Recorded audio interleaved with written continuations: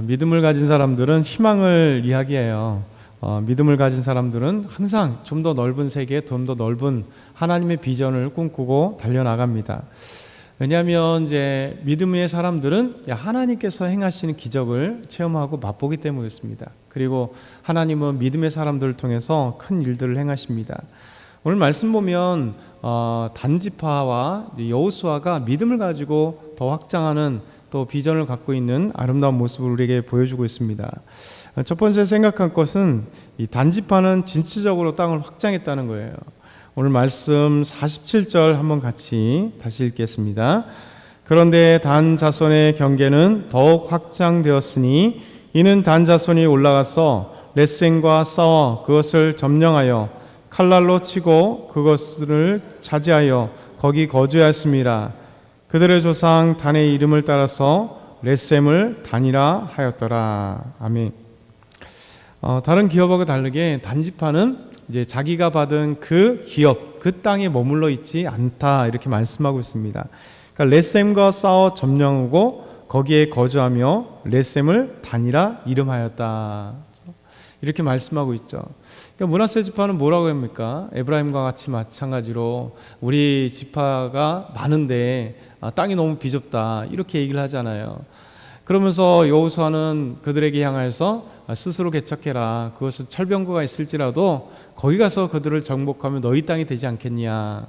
그러니까 연약한 모습들을 우리에게 보여줍니다. 그리고 땅을 분명히 하나님은 제비 뽑아서 가장 그 지파대로 분명하게 나눠주고 공정하게 나눠주고 또 그 지파가 원하는 대로 그렇게 나눠줬어요. 7지파가 마지막으로 했던 것이 뭐냐면 여호수아가 너희들이 다녀서 땅을 그려오라는 거잖아요. 믿음으로 한번 그려보라는 겁니다. 믿음의 세계를 그려봐라. 그러면 하나님이 너희들에게 주실 거다라는 거죠. 그래서 제비뽑아 그들에게 믿음으로 그린 그 땅들, 그 믿음의 경계들을 사서 두루 다녀본 그 땅을 주신 게 다 뭐냐면 믿음이죠. 믿음을 가지고 땅의 경계를 삼고 믿음을 가지고 더 아름다운 세계를 꿈꾸는 것, 이게 믿음의 사람들이 항상 전제되는 겁니다. 그러니까 단지파는 또 참 시기하게 그 전의 지파들과 좀 달라요. 분명히 자기들의 경계가 확장되었지만 이 확정된 것으로 끝나지 않고 렛셈을 향해서 달려가는 거죠. 이 가나안 지역이잖아요. 이 가나안 지역을 향해 달려가서 그들과 싸워서 그것을 점령하고 그것을 끝나지 않고 렛셈이라고 하는 이름을 단이라는 이름으로 바꾸는 진취적인 모습을 갖게 됩니다. 이것이 믿음의 사람들의 일인 것 같아요. 그래서 믿음의 깃발을 쫙 꽂아서 하나님이 땅의 경계를 여기까지, 하나님 여기까지입니다. 그리고 비록 가나안 족속이 있을지라도 그들과 싸워서 우리가 비록 우리의 힘은 연약하지만 우리와 함께 하시는 하나님이 강성하고 힘이 있으시고 능력이 있으시기 때문에 우리에게 힘을 주실 수 있다. 그럼 믿음 갖고 가는 거죠. 그러면 하나님이 그 경계를 넓혀주는 겁니다. 계속 새벽기도에도 그렇고 수요에도 그렇고 말씀드린 게 뭐냐면 결국 우리가 믿음의 사람들은 믿음의 꿈의 크기와 넓이가 계속 넓어져요. 이 세상을 이렇게 보면 우리를 자꾸 작게 만들죠. 나이로 인해서 작게 만들고 돈 없음에 의해서 작게 만들고 우리의 직장 때문에 작게 말고 그러면서 점점 우리가 커가는 사람이 없습니다. 그렇죠? 나이가 많아지면 점점 한 살 한 살 먹으면 사람이 자꾸만 좁아지잖아요. 할 수 있는 역량이 너무 작아지고 할 수 있는 것들이 너무 작아지고 현실은 그래요. 근데 이 현실을 뒤바꾸는 건 뭐냐면 하나님이세요. 그래서 하나님께서 우리에게 비전과 꿈과 성령의 능력 주시면 성경 전체 그러잖아요. 하나님이 하시는 모든 사람들은 현실을 뛰어넘는 하나님의 세계를 보여줘요. 그러니까 현실이 완전 바뀌어지는 건 아니에요. 근데 똑같은 현실을 보더라도 그 안에 하나님의 일하심을 보고 하나님이 그를 통해 일하게 하시는 거죠. 그래서 우리에게 주어진 것에 머물러 있는 게 아니라 더 새로운 꿈을 꾸고 기도하면, 그러면 진짜 하나님께서 수많은 믿음의 사람들이요, 저와 여러분도 마찬가지입니다. 지금까지 걸어온 길을 보면 하나님께서 하셨습니다라고 하는 것을 고백할 수밖에 없는 게, 안 될 것 같은데 길을 열어주시고 없는 것 같은데 거기에 있게 하시는 하나님의 은혜들이죠. 우리가 잔지파와 같이 만족하지 않고 더 확장할 수 있는 믿음을 갖고 렛셈을 정복하는 우리 삶의 렛셈이 무엇일까? 그걸 정복해 보는 거예요. 정복해 보자. 두 번째 보면 여호수아에게도 땅을 분배하게 됩니다. 49절 50절 한번 같이 읽겠습니다.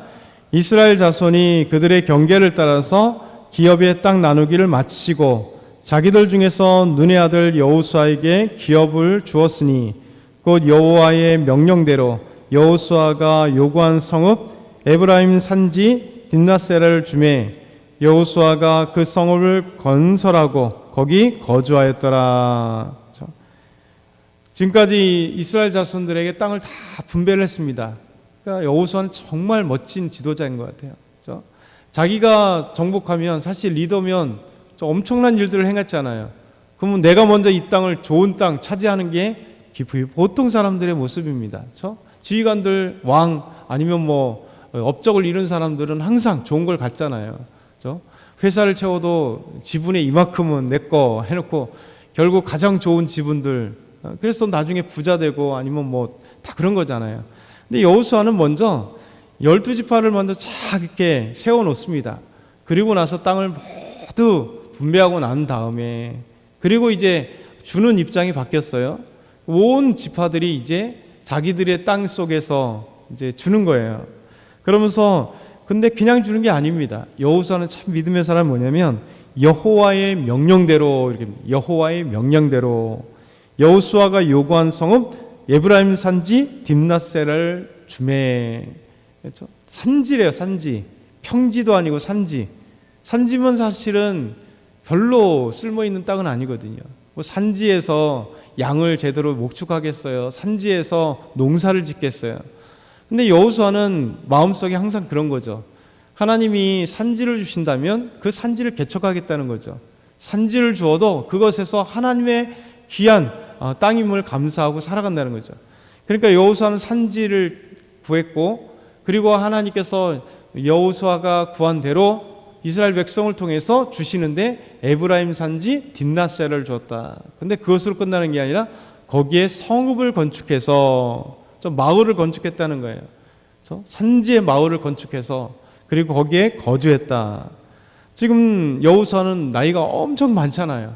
다 전쟁하고 이제 분배하고 그의 나이가 정확하게는 모르지만 하여튼 90세 이상 된 사람이기 때문에 정말 할아버지이신데도 불구하고 그가 하나님의 말씀대로 순종하여 지금까지 땅을 정복하고 분배하고 그리고 자기에게 주신 이 에브라임 산지 딥낫세를 가서 거기서 정복했다는 것이죠.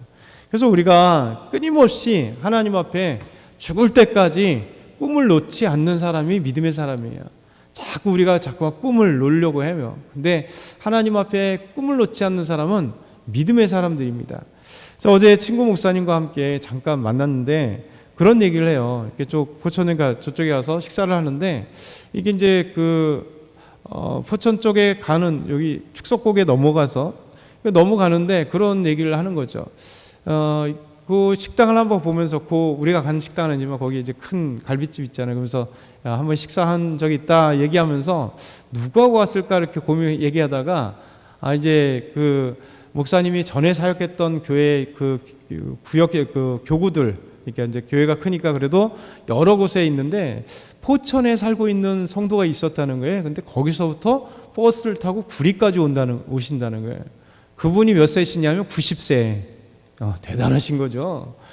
90세 이 노부부가 끊임없이 예전에 구리에 사셨겠죠. 근데 포천을 가서 계시는데도 그 노령의 연세에 이렇게 버스를 타고 지금은 이제 그 아내분이 돌아가셨는데 돌아가시 전까지 90세가 됐는데도 쭉 이렇게 버스를 타고 구리까지 포천에서 오셨다는 거예요. 저 얼마나 감사하겠어요. 이분들은 교회 오는 게 제일 기쁨일 거 아니에요. 그렇죠? 오직 기쁨.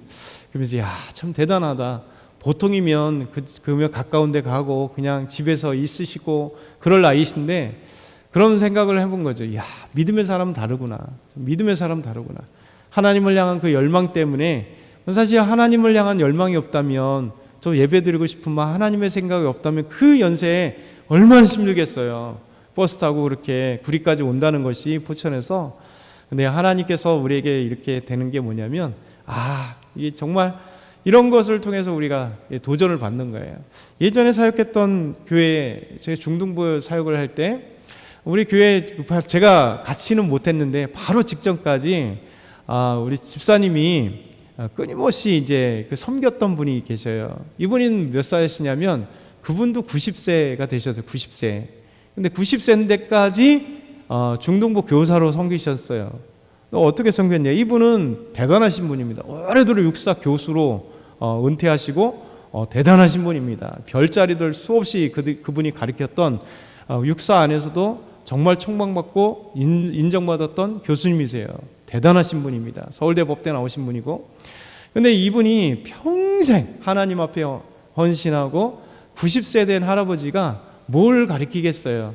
젊었을 때는 육사 교수요, 막 짱짱한 군인들 다 자기들이 배출했던 그 정치인들부터 시작해서 다 했겠지만, 근데 아이들에게 이분이 소망하는 게 뭐냐면 할아버지로서 그냥 할아버지처럼 아이들을 오면 따뜻하게 맞이해주고 아이들을 가르쳐주는, 그러니까 믿음의 사람은 다르다는 거죠.